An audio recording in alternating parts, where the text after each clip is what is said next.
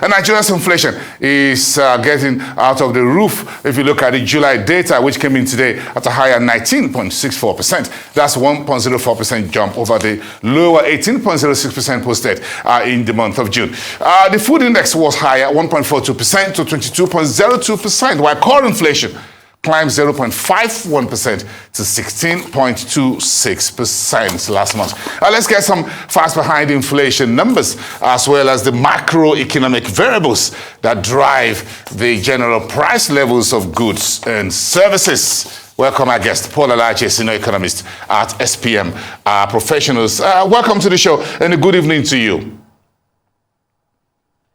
Yeah, good evening, and thank you so very much for having me. We appreciate your coming through this evening. Do you think Nigeria's inflation is reaching what you can call an alarming level of roughly 2% growth on a month-on-month basis? What's your outlook at this rate, what the full year inflation reading could be? Well, I think from what we are seeing, inflation reading could be average of 16 to 17%, because at the beginning of the year, we have not had it as this high. But with the rate that are coming, and I can tell you this may not be the end. As the Ukraine-Russia crisis continues, we have seen some lockdowns in some economy, even though China and some other places are considering reopening school and a few other places. I can tell you that with the numbers coming up, it appears that inflation figures, rather than going down, we might still have it relatively high. And do I think it's high? I think it's scary. I think 19.6% is quite high, and this is just official figure. And if you ask me what my personal computation of my own inflation has been with my computation of my basket of commodities, it's over 40% of commodities I bought last year and commodities I'm buying this year. When I compare the two, the increase is not less than 40%, even though there are people whose theirs may not be as high as mine, and maybe that's why National Bureau of Statistics is giving us at such rate. But for what I have bought, particularly in my own basket of commodity, the figure is even higher than what we have. If 19% plus we are having this impact on our economy, I wonder what the next result will look like. So is anyone's guess what will happen between now and the end of the year? If you look at core inflation, breaking it down, core inflation is coming at a very high level in 1626. If you look at the breakdown, for example, to break the core down, we're looking at cost of transportation, education, footwear. As part of that, the highest level since January 2017. In fact, utilities and transport prices are the highest level since April 2017 and November 2016. So, core inflation is, well, let's get behind these inflation figures. Try and get behind it for me, my friend. What are the macroeconomic drivers of this steady inflation growth in Nigeria? For transport, that small amount government added due to the cost of diesel. And government say across geopolitical zone, prices will vary. Apart from Lagos, in different places, we have seen increase, 5 naira and so on and so forth.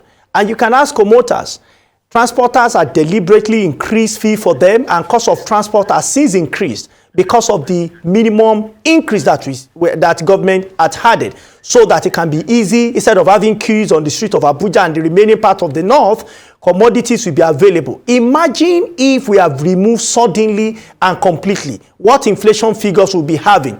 So we have that on one hand. On the other hand, even though we saw a marginal decrease at 0.01 in what National Bureau of Statistics reported as caused by Garia and some other things in food inflation. Food inflation is still very high. And what are the real causes? Farmers are finding it challenging going to their farms because of activity of bandits that are trying to push into the seat of power in Abuja. But thanks to security forces who are, of course, pushing back at these different concerns. Importation.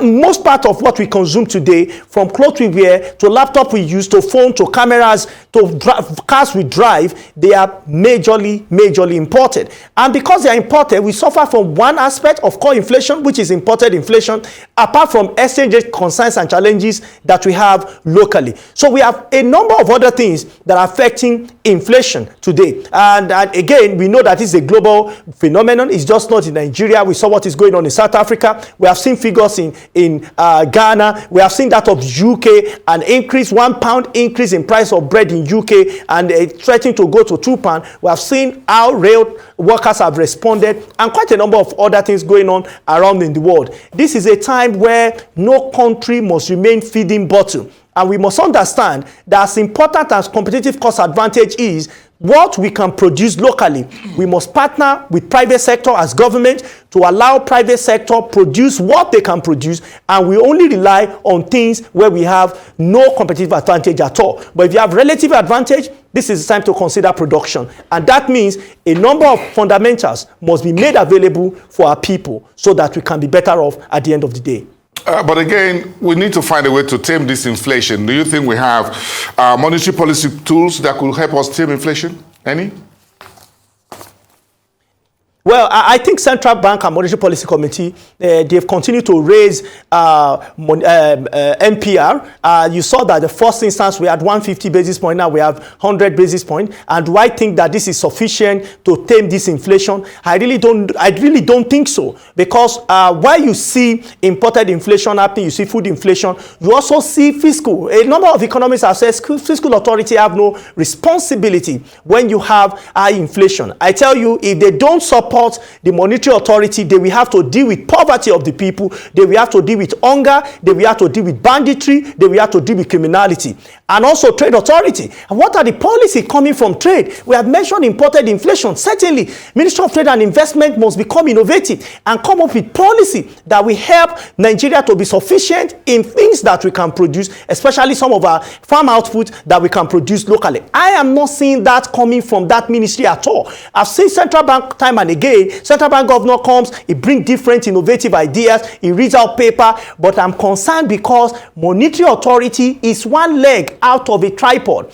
You have fiscal, monetary, and trade. As we speak, it appears the two legs might have been amputated. I don't know how one leg will carry the burden of Nigeria economy, aka Central Bank, and we hope to see the difference. As far as I know, and from the research we've done, it's going to be very, very difficult for Central Bank alone to navigate through global crisis that is enhancing local crisis in terms of inflation. And do I think it will come, or with Central Bank policy or that those of Monetary Policy Committee solve this in a short while? I really doubt. I have my doubts. And I can also tell you, from what we heard in terms of crude oil sales, in the last 8 months, no remittance have gone to the covers of government or gone to Central Bank from NNPC. How best can we say we're going to have stability in that regards? And we know exchange rate is one of the major factors. And the last time I checked, the Central Bank of Nigeria does not have the right or ability to print US dollar. If they must print, it has to be naira. So Paul,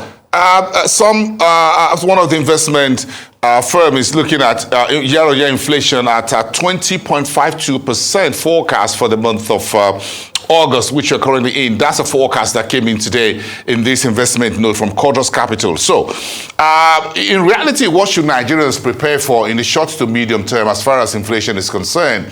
We have a next monetary policy meeting in September. So if August inflation comes in at 20.5% as forecast, how do you think this will have to be dealt with? What should Nigerians prepare for? Well, I think Nigerian, through several ministries and agencies of government, and of course that of Nigeria, is to look for more money. This is the time you need to put money on the table to support, because Monetary Policy Committee will continue to tighten. We have heard that for free from Mr. Emefiele and said, my core mandate is to battle inflation. Your core mandate is to ensure that people have basic amenity. And indirectly, that is referring to the Ministry of Finance and also Ministry of Trade. So we need to have that convergence right now. When Monetary Committee are trying their best to combat inflation on one hand, we need other ministry, and this is not just for federal. Indeed, this must apply to state. The time of, don't worry, we are going to pick something in Abuja, that time is gone. This is time where all means of generating revenue legitimately must be exploited, must be allowed within states, and more importantly, federal government, so that we have something in our pockets. This is the reason. The money you have yesterday, or the money you have last year, I beg your pardon, Today, you have lost nearly 20%. So somebody who had 1 million naira last year and the 1 million remain, this year, that money has reduced to approximately 800,000 for committing no crime. So you need to earn more, and we need Monetary Policy Committee to continue to be our front end in fighting and combating this inflation. All right. Well, thank you so much for your time. Enjoy your evening, and we thank you for those insights. As always, thank you, and see you next time. Paul Alaje, Senior Economist at SPM Professionals in our Abuja studios.